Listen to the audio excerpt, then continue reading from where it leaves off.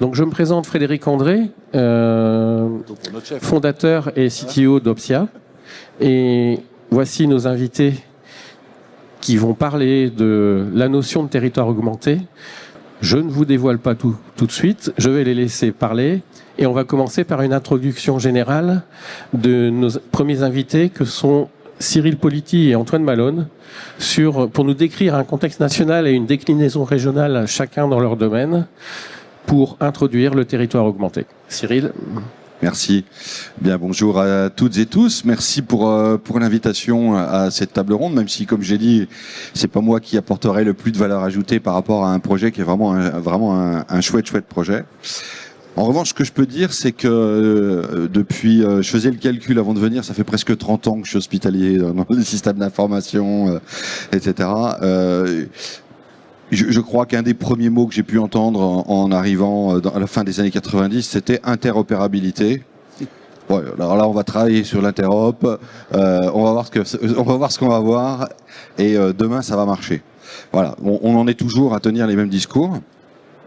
Et pour autant, on a quand même énormément avancé sur les questions politiques, de travail entre nous, de travail entre structures, les GHT, bien sûr, on a tous ça en tête, mais aussi avec la ville. Moi, dans ma fonction de délégué régional de la FHF en Bourgogne-Franche-Comté, j'ai des liens très étroits avec les autres fédérations, j'ai des liens très étroits avec les représentants des médecins libéraux, et la question, c'est de nous dire, finalement, comment on peut partager des choses, comment on peut partager de l'information. Et en 2025, on en est toujours à buter sur le mot interopérabilité.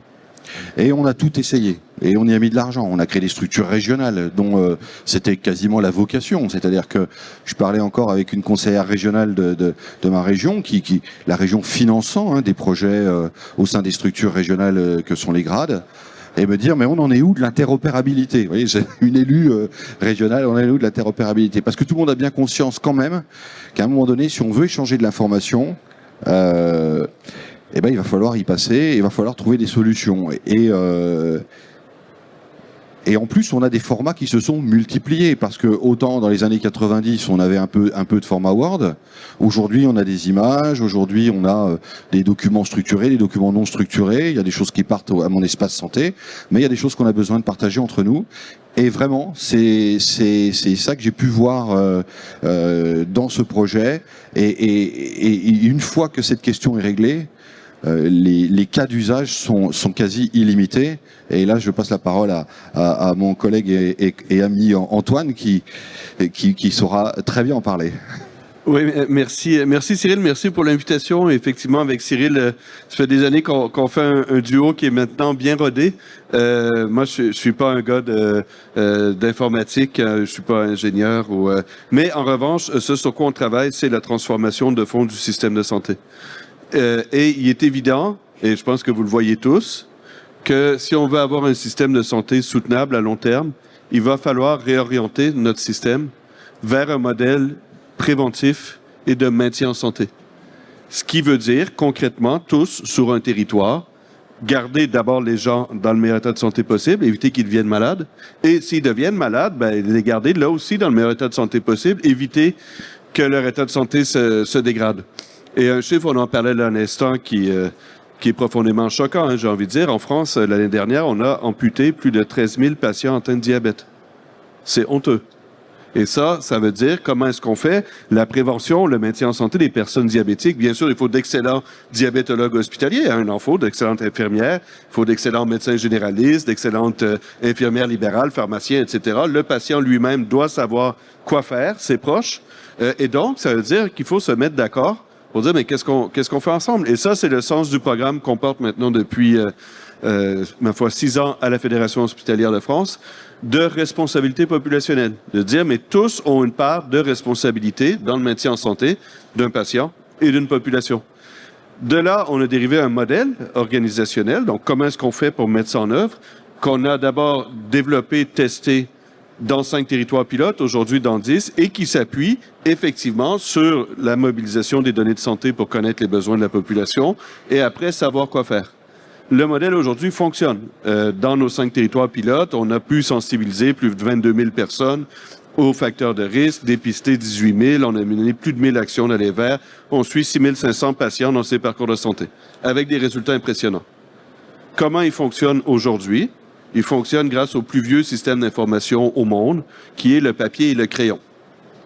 Et on voit bien que ça, c'est pas soutenable. Et la première question, autant quand on parle aux professionnels de santé, même aux patients, ils comprennent tout de suite ce qu'il faudrait faire. Ils disent, mais oui, bien sûr, c'est ce qu'il faut faire. Il faut travailler ensemble, il faut s'organiser, il faut, etc., etc. Donc, on va le faire, on va travailler. Comment on fait pour échanger de l'information? Comment on fait pour savoir si on trouve un patient dans une pharmacie, comment à l'hôpital est-ce qu'on sait que ce patient-là, il est dans le programme diabète, etc. Et c'est pour ça qu'on regarde de très, très près, comme le disait Cyril, aujourd'hui, cette question-là, qui était vraie il y a 6 ans, en tout cas ce qui nous concerne pour la responsabilité populationnelle, elle est toujours aussi vraie aujourd'hui. C'est-à-dire, comment est-ce qu'on fait circuler de l'information entre nous autour de patients communs? Eh bien, ça revient encore et encore et encore et encore. Et c'est pour ça qu'on regarde de façon très, très, très attentive ce qui se passe chez vous à Châlons. On porte beaucoup d'espoir en se disant, mais ma foi, est-ce qu'on a peut-être là un prototype de solution qui pourrait être après étendu, dupliqué, réessayé dans d'autres territoires qui sont engagés dans ce programme de responsabilité populationnelle. Donc aujourd'hui, il y en a 10 de ces territoires, bientôt 11, des territoires outre-mer. Et aujourd'hui, on a plus d'une trentaine de groupements hospitaliers de territoires qui nous ont contactés pour lancer la démarche. Donc ça vous dit que les professionnels de santé sont prêts aujourd'hui à le faire, mais ils attendent des solutions pratiques, solutions qui vont peut-être, et on l'espère, être illustrées ici dans quelques minutes. Alors, bonjour à toutes et à tous. Merci messieurs pour ces propos introductifs. Nous, ce qu'on vous propose maintenant, c'est de descendre un petit peu d'un étage et de venir sur le territoire de Saône-et-Loire, le département de Saône-et-Loire et plus précisément le GHT Saône-et-Loire-Brest-Morvan où on a la chance de travailler avec les collègues qui a pour établissement support Chalon-sur-Saône. Donc au niveau stratégie, nous au niveau du groupement, assez rapidement, on a interpellé Stéphane et ses équipes en disant voilà, nous on a plusieurs contraintes sur le territoire sur lesquelles on a besoin d'aide et on pense que tu es la bonne personne avec l'innovation, l'informatique, le biomédical. Et on est parti de 2 problématiques. La première, c'est une problématique démographique et la deuxième, vous verrez, qui est plus en lien avec justement aujourd'hui l'organisation territoriale et les GHT plus précisément. Donc si je redescends au niveau du département, la Saône-et-Loire, c'est un grand département, hein, c'est le 7e département en termes de superficie au niveau national, qui est quand même assez peuplé puisque c'est le département de la région Bourgogne-Franche-Comté la plus peuplée et pour autant avec une densité de population qui est relativement faible. Ce qui veut dire qu'on est vite confronté à un éloignement des patients des établissements de santé, des recours, que ce soit pour l'accès aux urgences, mais aussi pour les soins plus quotidiens, la chimio, la dialyse, etc. C'est aussi un problème pour les professionnels de santé, puisque aujourd'hui, on incite les gens à travailler de plus en plus en intra-GHT, aller sur du multisite, et on a des déplacements qui sont relativement longs. Donc ça, c'était une de nos premières problématiques. Une deuxième problématique, c'est qu'on se rend compte que ce département, il est sous-doté en personnel médical. On a quand même 21% de moins de médecins en Saône-et-Loire que dans la moyenne nationale, et c'est encore pire si on se base sur la médecine de spécialité, où là, on atteint 28% de médecins en moins. Et puis, c'est très documenté et très surveillé, mais la Saône-et-Loire est un département très vieillissant. On est passé d'un indice de vieillissement de 118 en 2018 et on nous annonce un indice de vieillissement à 207 en 2070. Et on sait bien qu'avec le vieillissement de la population, comme disait M. Malone tout à l'heure, on a une émergence des maladies chroniques et nous, c'est particulièrement vrai sur la maladie cardiovasculaire. On a 30% de la population qui est atteinte de maladies cardiovasculaires. Enfin non, pardon, je vous dis des bêtises. 30% de décès de la Saône-et-Loire est lié aux maladies cardiovasculaires et on a 12% de la population qui est suivie en ALD sur cette pathologie. Donc par rapport à ces éléments, on voit bien qu'il est important de faire gagner du temps aux professionnels, d'éviter ces déplacements, de leur donner la possibilité d'avoir tout de suite accès à l'information pour les recentrer sur du temps clinique, à la fois pour gagner en efficience auprès des usagers, mais aussi pour avoir ce levier d'attractivité, parce qu'on sait bien que moins on a de temps médical, moins on a de médecins, moins on peut attirer aussi sur les territoires. Donc comment on peut finalement inverser un petit peu cette tendance ? L'idée aussi, c'était de développer tout ce qui est solutions alternatives, hein, la téléconsultation, la télémédecine, les consultations avancées. Et ça, on a aussi besoin d'avoir rapidement besoin d'informations et d'éviter la redondance des examens pour gagner en temps et en efficience. Et puis, ensuite, je vous disais, il y a un deuxième axe qui nous a amené à solliciter Stéphane, c'est vraiment la dimension des GHT. On voit que depuis 2016, on a une montée en puissance des établissements supports, notamment, qui aujourd'hui prennent vraiment leur rôle de coordination, de centralisation des compétences. À Chalon, par exemple, on a la seule réanimation du GHT, on a le seul entité de bloc opératoire pour de la chirurgie en hospitalisation complète. Et on voit bien qu'aujourd'hui, la prise en charge sur l'établissement support, elle dépasse très largement les frontières de l'établissement pour s'inscrire sur l'entièreté du territoire. Dans les GHT, on voit bien aussi qu'il y a une difficulté d'interopérabilité, ça a été dit tout à l'heure, et nous on a 10 structures, 10 établissements qui se sont associés pour ce GHT, on doit avoir 5 ou 6 DPI différents, plus tous les dossiers de spécialité, la réa, la dialyse, etc. Et on voyait bien que notre GHT, finalement, on n'arrivait pas à enclencher cet objectif primordial de l'interopérabilité. Et du coup, moi, j'ai questionné Stéphane en disant, qu'est-ce qu'on fait? Est-ce qu'on va sur des DPI uniques, mais on répondait pas vraiment à la question, c'est pas forcément adapté? Entre le médico-social, la psychiatrie, etc., c'était un peu compliqué. Tout ça, c'est pareil, on voit bien qu'il y a cette nécessité finalement d'organiser la donnée et d'éviter d'avoir un écosystème qui est aujourd'hui trop largement fragmenté. Et ça a été ça finalement un peu nos discussions avec Stéphane.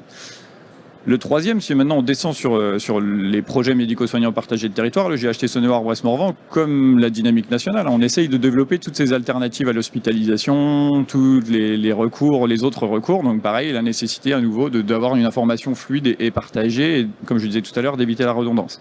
Et puis on a aussi une petite spécificité, c'est qu'on s'est associé avec le CHU Dijon-Bourgogne et on a enclenché une dynamique aussi d'universitarisation de ce GHT. Et du coup, le besoin de pouvoir à nouveau aller requêter de l'information et d'avoir de la donnée fiable. Donc par rapport à tout ça, on a sollicité Stéphane et les équipes en disant, voilà, on a vraiment besoin de vous. On pense que au niveau informatique, vous pouvez vraiment être un vrai relais. Et on voit bien qu'aujourd'hui, finalement, l'organisation, la fiabilité et la disponibilité de l'information, c'est devenu un vrai levier stratégique. Bonjour à toutes et tous. Je vous prie de m'excuser, je serai obligé de partir à la fin de la présentation parce que j'ai une petite contrainte professionnelle. Toutefois, quand on parle de Stéphane, on parle des équipes. Et Stéphane, j'y tiens parce que c'est extrêmement important. Ces schémas-là, on ne les monte pas seuls. Et il faut être nombreux, en tout cas, pour atteindre cet objectif. Pourquoi? Parce que, alors moi, j'aime bien l'approche combinée de Cyril et puis d'Antoine parce que ça nous donne une compréhension très claire et optimale du système de santé, que ce soit à l'échelle nationale ou régionale. Et puis Sylvain, comme il vous l'a expliqué, finalement, il nous a défini les besoins de santé d'un territoire qui est celui de la Saône-et-Loire. Et finalement, ça constitue pour moi, je dirais, une organisation et puis surtout un modèle de prise en charge qu'on doit collectivement atteindre. Donc finalement, c'est des éléments qui s'imposent un peu à nous tous, quels que soient nos territoires, mais avec notre histoire et notre manière de le traiter. Alors sur le plan local, vous l'avez compris, ça trouve tout son sens sur des filières, la filière de prise en charge en cardiologie, on a également le secteur de la dialyse qui est aussi un secteur sur lequel on travaille énormément. Bref, un ensemble de professionnels de santé qui, dans leur quotidien, vont se déplacer sur le territoire, être en pratique avancée sur un certain nombre d'établissements, être en consultation avancée, en tout cas pour lequel le numérique en santé est évidemment une des réponses et un des leviers d'action. Alors, vous allez me dire, jusque-là, rien de nouveau, les amis. On en parle tous les jours, on n'arrête pas de le répéter. Ouais, il n'empêche qu'en fait, c'est pas la question du numérique en santé, en fait, le défi. Le vrai défi, c'est savoir comment nous pouvions finalement dépasser finalement les obstacles, en tout cas à la progression qu'on devait atteindre. Parce que la progression, elle a été clairement définie. Ce cahier des charges, il a été clairement élaboré au travers de vos discours. Quand je parle de freins, c'est de savoir finalement comment on allait pouvoir dépasser, par exemple, tout ce qui maintient aujourd'hui la ville et l'hôpital dans des silos. Voilà, c'est une réalité, soyons très clairs. Comment on allait dépasser les problématiques d'interopérabilité ou d'échange de la donnée, alors même qu'on prive les soignants d'informations dont ils ont besoin pour avoir une qualité de prise en charge des patients optimale. Et le patient a le droit de l'exiger. Voilà. Comment on pouvait dépasser la question de la dette technologique de nos établissements? Vous êtes sur un site pivot, vous avez des moyens, ça tourne, ok. Mais nous, on est 10 établissements sur le territoire. On n'a pas tous les mêmes niveaux d'investissement, capacité d'investissement. Donc si on va embarquer tout le monde et que finalement, quand on parle de filière au parcours, qu'on soit tous au même niveau, il va falloir dépasser en fait ces éléments financiers souvent, mais aussi organisationnels, parce que vos équipes dans ces établissements passent leur temps à gérer l'imprimante, l'ordinateur, et surtout essayer de maintenir un système pour qu'il fonctionne, pour pas qu'il se crache. Donc ça, c'est autant finalement de freins qui, à un moment ou à un autre, peut rendre, je dirais, l'exercice difficile. Alors nous, on a décidé de faire un petit peu autrement. On a décidé de mettre en place une stratégie numérique territoriale, territoire augmenté. peut-être des mots bleus pour certains, c'est une, en tout cas, réalité. Et en fait, on a travaillé avec les équipes, on a réfléchi avec les équipes, on s'est recentré sur le besoin et on s'est dit on va pas passer 10 ans à essayer de traiter le problème de l'interopérabilité.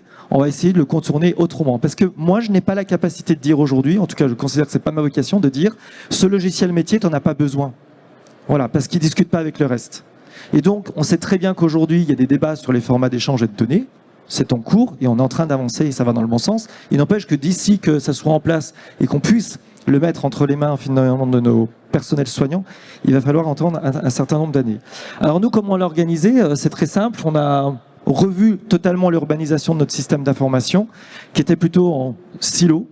Et donc, on a plutôt décloisonné notre système. Décloisonné notre système pour à la fois répondre aux besoins de nos soignants, mais aussi répondre aux besoins du patient. Le patient a le droit de reprendre la main aussi sur ses soins. Et on doit lui laisser le choix, en fait, de l'information dont il dispose. C'est la loi de 2002. On ne réinvente absolument rien. Donc, on est parti sur un système, en fait, qui tourne autour de la gestion de la donnée. Et ça va être un élément qui va être extrêmement important et qui va être développé par Alexandre, mais surtout qui va nous projeter dans l'avenir. On parle de politique de prévention, on parle de responsabilité populationnelle. Expliquez-moi comment on fait quand on n'a pas de données.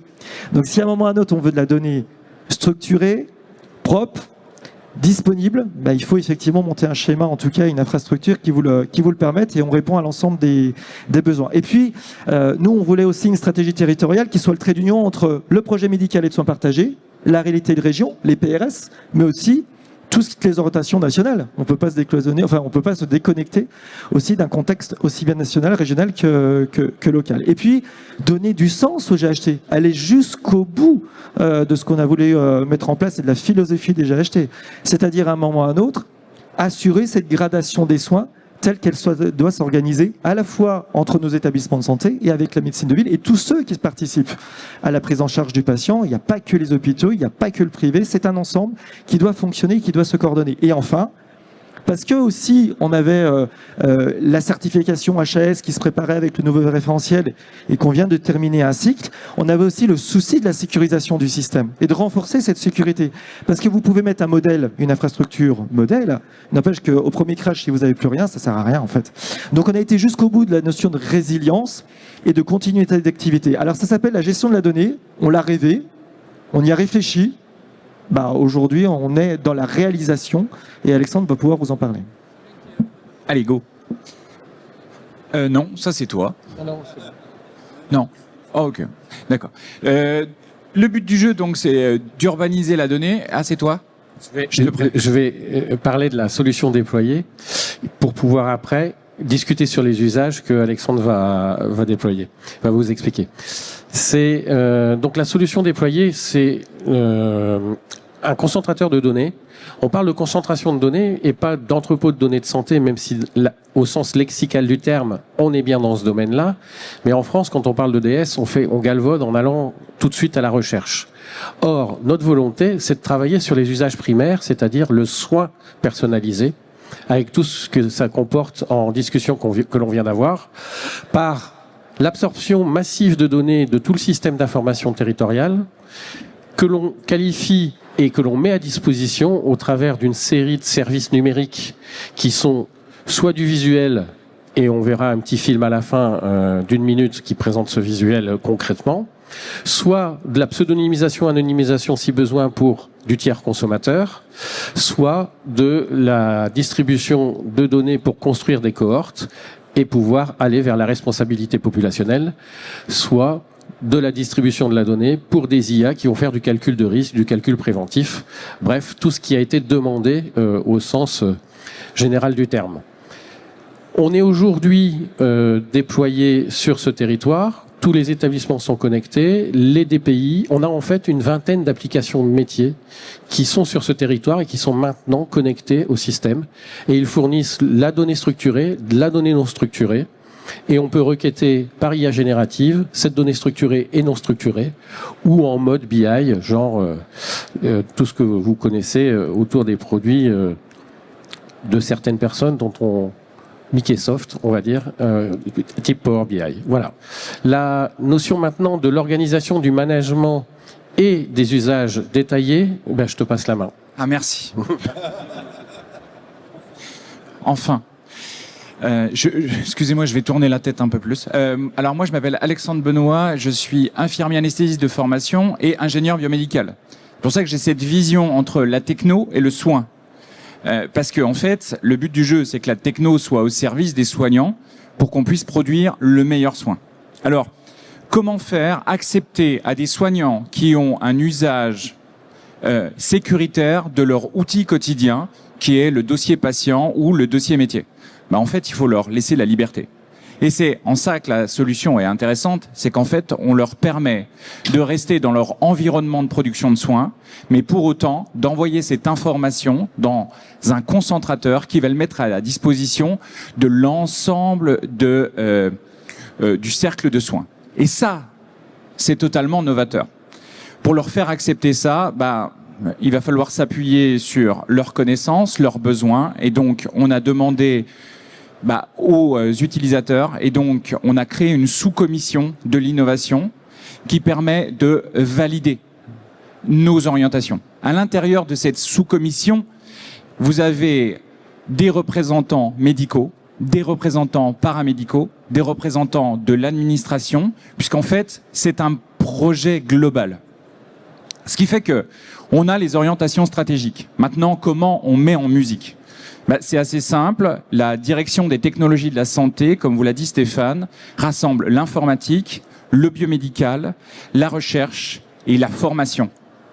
Pourquoi ? Parce que un projet innovant, un projet technologique ne peut s'accompagner pour être réussi que d'une réflexion sur les organisations et d'une réflexion sur la formation. Donc, on a la légitimité, puisque en fait la DTS2IC fait partie du CODIR, d'aller voir les différents partenaires, soit la direction des affaires médicales, la direction des ressources humaines, la direction des soins, qui est particulièrement impactée, pour pouvoir discuter des orientations. Et puis, on en parlait tout à l'heure, de la qualité. Aujourd'hui, on n'analyse que les process. Demain, on va analyser les résultats. Et ça, c'est intéressant pour modifier les pratiques. Le feedback. Qu'est-ce qu'on fait bien? Qu'est-ce qu'on fait mal? Et comment dire quand on fait mal? Comment s'améliorer et déterminer les axes d'amélioration? Finalement, on se rapproche des organisations de haute fiabilité. Là où l'aviation l'a fait il y a 85 ans, nous, ce système va nous permettre de toucher le modèle. Alors, service, donc je vous ai dit, au service du soignant, le but du jeu, c'est de diminuer la charge mentale du soignant. Comment faire pour qu'un soignant puisse aller chercher l'information qui est dispersée dans différents outils pour qu'il puisse prendre en charge le patient de façon sécuritaire. C'est hyper important. Aujourd'hui, on s'appuie sur les connaissances du soignant. Demain, comme un pilote dans un avion, on essaiera de lui mettre à disposition cette information. C'est un gage de sécurité. Sécurité pour le patient et puis sécurité psychologique pour le soignant qui choisira demain de venir dans notre territoire puisqu'en fait, il travaillera en confiance. Troisième, la formation. Formation, je vous ai dit, et il faut accompagner. Pour nous, cet outil n'est pas qu'un outil, un dispositif hors sol. C'est un dispositif médical puisqu'il va nous aider à prendre en charge le patient d'un point de vue diagnostique et thérapeutique. Autrement dit, on va le traiter comme un DM numérique et on va le traiter en habilitant les utilisateurs à son usage. Autrement dit, on les forme, on évalue leur formation pour s'assurer qu'ils ont toutes les connaissances nécessaires à l'usage. Est-ce que vous monteriez dans un avion où le pilote n'a pas été formé à l'usage de cet avion? Non? Alors pourquoi on le fait en santé? C'est une vraie question. On va vous donner des exemples. Opsia, pour nous, c'est le socle. D'accord? C'est là où on va retrouver toute la data. On ne met rien dans Opsia, c'est les dossiers métiers qui viennent impacter dans Opsia. Dossiers métiers, les équipements numériques, les dispositifs médicaux numériques. Les dispositifs médicaux vont envoyer de la donnée et pour avoir une exhaustivité de celle-ci. Derrière, on vient plugger des IA qui vont venir nous donner une information supplémentaire. Et donc là, ça permet l'analyse prédictive. Donc, on va prédire la dégradation du patient. Et là, vous avez un exemple avec Previa.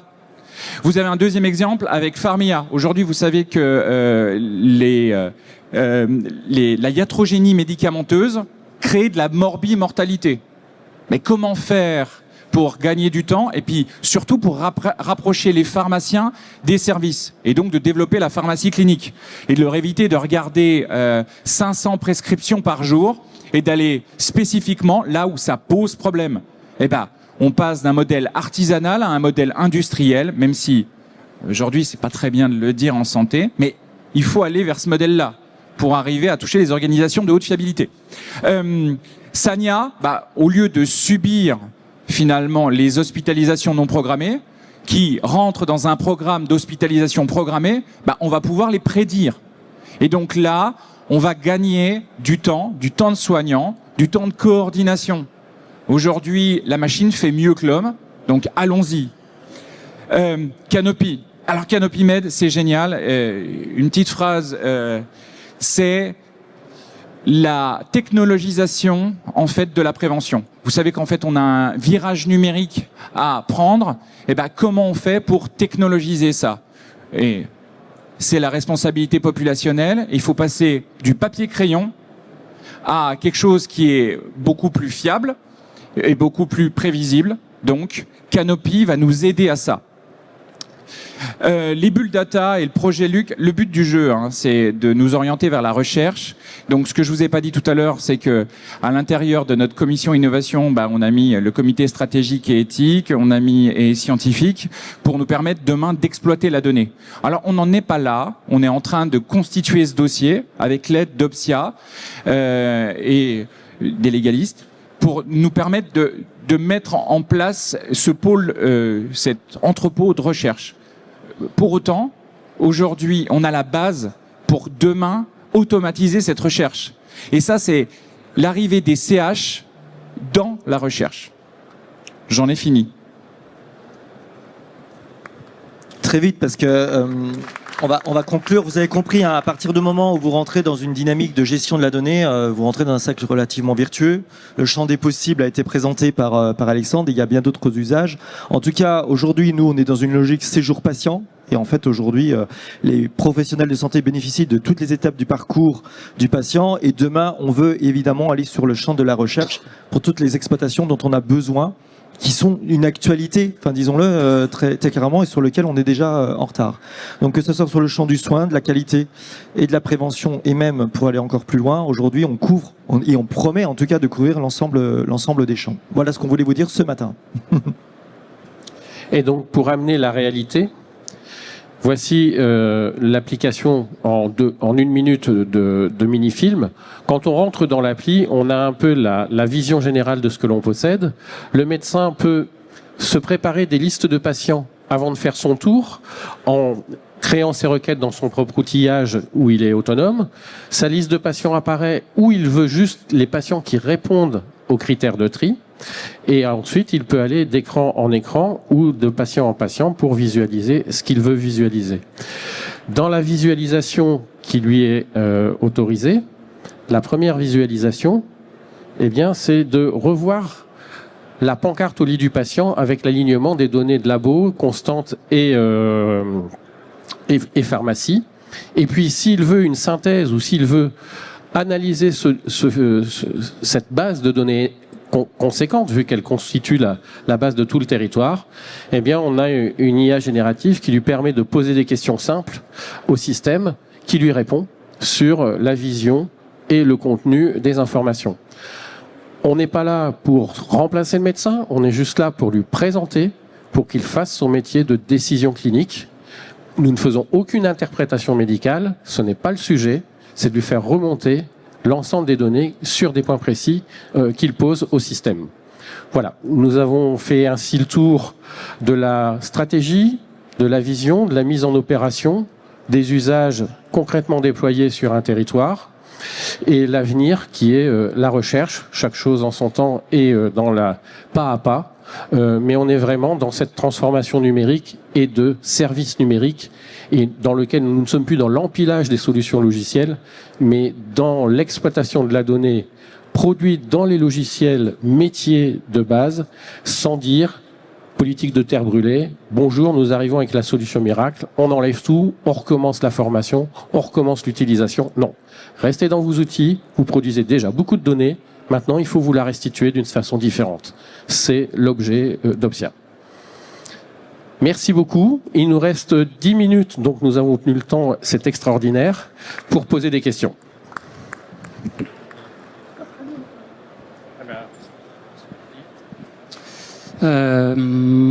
Oui, bonjour. Merci déjà pour la présentation. Je suis très satisfait effectivement de voir que la Bourgogne et la Saône-et-Loire est quand même à l'honneur à Paris aujourd'hui pour les technologies de santé. C'est extraordinaire. Donc cette direction, je la connais bien, parce qu'il y a 4 personnes qui étaient présentes là où j'étais biomédical dans cette direction. Je suis maintenant retraité et je suis à La Rochelle et je suis toujours en relation avec les activités médicales, puisque j'ai une association qui s'occupe de l'innovation pour les enfants, les problèmes de santé. Alors, ce que je voudrais souligner, c'est le dynamisme, la qualité de la présentation et l'avancée. Donc, depuis 1 an et demi, donc beaucoup de progrès ont été faits. Comment vous avez réussi à entraîner tout le monde dans ce système-là? Et effectivement, on le dit, 20 ans, 30 ans d'évolution, pour que tous les soignants, les directions, un petit établissement, un grand établissement disent « Ok, c'est la bonne voie ». Voilà, comment vous avez réussi à les convaincre? Et je pense que vous êtes quand même sur la bonne voie. C'est ma seule interrogation. Je pense qu'on va faire une réponse à 2 voix avec Alex. Je pense qu'un des facteurs clés, ça a été d'associer tous les acteurs au départ. Et la commission d'innovation, je pense, c'est un vrai levier de réussite. C'est-à-dire que du moment où vous associez les professionnels de santé en leur disant voilà, quelles sont vos contraintes aujourd'hui et comment on peut vous faciliter la vie en ne vous changeant pas toutes vos habitudes. Et je reprends l'expression tout à l'heure de la terre brûlée. Effectivement, on sait que ça marche pas. Il y aura forcément un niveau de résistance au changement, il y a forcément des formations à reprendre, etc. Et on va être sur certaines personnes qui sont aussi moins à l'aise avec les dispositifs informatiques et qui du coup vont pas oser aller toucher le logiciel. On a aussi la communauté médicale qui est pleinement partie prenante et qui du coup voit aussi l'intérêt. Et puis je pense qu'un dernier des leviers, ça a été d'associer aussi la direction. C'est-à-dire qu'à un moment, quand vous avez tous ces acteurs autour de la table, qu'ils entendent tous la même problématique et qui s'alignent dès le départ sur le projet à suivre, forcément ça marche. Oui, bonjour, Claire Vintin-Berger, je suis médecin et je travaille à la fois à la NAP et également sur un dispositif d'appui à la coordination dans un département de province. J'avais 2 questions. Est-ce que dans cette approche, on entend aussi le lien avec la responsabilité populationnelle? Du coup, comment vous appréhendez comment est prévu l'accès à votre environnement pour les professionnels de santé du territoire et pas ceux, les professionnels de ville et pas ceux des établissements du GHT. Et l'autre question que j'avais, c'est comment vous gérez, comment vous organisez le consentement du patient et la notion d'équipe médicale, d'équipe de prise en charge, l'extension éventuellement aux nouveaux acteurs, etc. Et du coup la gestion des RGPD derrière. Merci. Alors, la première question, comment on donne accès à l'extérieur? Donc, l'accès est en fait, c'est du push d'informations que l'on fait vers l'extérieur. Et pour donner confiance à ce système-là, à la médecine de ville ou au CPTS, on a simplement commencé par faire des choses basiques qui s'appellent de la MSS, qui informe sur les patients dits complexes au sens CPTS du terme, pas au sens santé publique du terme, avec la CPTS qui reçoit des messages d'information. Bonjour docteur A, vous avez été déclaré médecin traitant par patient P, sachez que votre patient est décédé à l'hôpital, sachez qu'il vient de rentrer aux urgences pour tel motif, etc., etc. Et par cette confiance, on a un dialogue d'organisation qui se met en place et après, il y aura l'information de positionnement dans les strates de la responsabilité populationnelle qui se fera au travers de la donnée croisée. Et on arrive aussi à faire de rapatriement de données de ville sur des CPTS à qui on passe des accords de récupération de données dans leur système, ou, et là on a fait avec le Unilab, qui a, alors on a une petite chance entre guillemets à Chalon, c'est Unilab qui a racheté tous les labos privés de la ville, donc on n'a eu qu'un connecteur à faire. Mais on rapatrie ainsi toutes les données de laboratoire des patients chroniques de l'hôpital qui ont reçu une prescription de laboratoire de l'hôpital, qui ont été faire leur analyse en ville. Donc là aussi, on donne confiance au patient de pouvoir faire son choix de la prestation de certaines choses. et on récupère naturellement de ce fait-là et de droit, vu que la prescription vient de l'hôpital, les données de laboratoire. Donc on a cette bidirectionnalité qui se fait et du coup, l'organisation médicale est crédible et se met en place naturellement, vu que le numérique est à leur service et ne les contraint pas, puisque je dis, et répète encore une fois, ils restent dans leur outil métier de base, on ne leur demande pas de changer, d'aller double saisir pour pouvoir avancer dans la circulation de l'information. Concernant le consentement, en fait, on a une société qui nous a développé du e-consentement, qui est une société G5, et qui intègre la totalité des consentements directement dans l'espace numérique. Donc, vous savez, il y a le consentement et on essaye de travailler notamment avec Doctolib, par exemple, pour qu'il y ait le consentement des qui s'inscrivent, le consentement quand ils arrivent, donc sur tablette. Et puis demain, on aura le consentement auprès du praticien quand il va expliquer exactement le soin. Et puis le consentement à la recherche. Et donc tout ça sera géré dans un espace numérique géré par G5. Voilà. Et concernant en fait parce que là, on vous a parlé plutôt de du parcours de soins, donc à l'hôpital. Nous, on a l'ambition de faire du parcours de santé, d'accord ? Donc faire avant et après, puisque forcément, c'est un continuum. Et tout ça, on va avoir un outil qui est un outil pour l'après de télésuivi, de télésurveillance, où dedans, il sera connecté à notre espace concentrateur de données cliniques pour qu'on puisse avertir préalablement le professionnel que le patient est en train de se dégrader et puis éviter une hospitalisation en urgence. Donc toutes ces données de vie viendront s'intégrer directement dans cet espace. Et le but, c'est qu'on puisse gérer le parcours de soins, le parcours de santé, puis demain le parcours de vie, et améliorer et aller chercher ces biomarqueurs pour que demain on puisse faire de la médecine préemptive et donc anticiper l'arrivée de la maladie. Dernière question, vu que on est poussé par l'heure. Elle sera rapide. Bonjour Nicole Hill, filière santé numérique. Bravo pour cette présentation, la vision et l'implémentation réussie.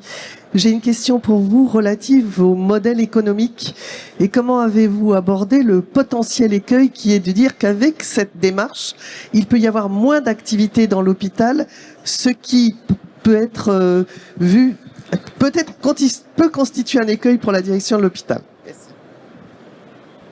C'est une bonne question, effectivement, et qui revient souvent. Les hôpitaux sont payés à l'activité. Donc, oui, on fait de l'argent en amputant des patients diabétiques. Voilà. Après, aujourd'hui, quand on regarde la situation en France, on n'est pas dans une situation où on manque de malades, où on manque de personnes qui devraient avoir accès à l'hôpital. C'est-à-dire qu'aujourd'hui, si vous pouviez libérer du temps pour faire des hôpitaux de jour et de l'accès à vos médecins spécialistes, je suis certain que vos hôpitaux de jour et votre accès, ils seraient pleins. Dans les territoires de responsabilité populationnelle qui fonctionnent bien, on a multiplié le nombre de séjours pour les personnes diabétiques par 3 en 2 ans. Et la raison pour ça, c'est qu'on offre enfin à tous les habitants du territoire les soins de qualité auxquels ils ont droit. Et dans les soins de qualité, il y a le droit de voir des médecins spécialisés, d'avoir des nutritionnistes, d'avoir des podologues, d'avoir des psychologues. Et ça, c'est des soins aujourd'hui auxquels la population n'a pas accès.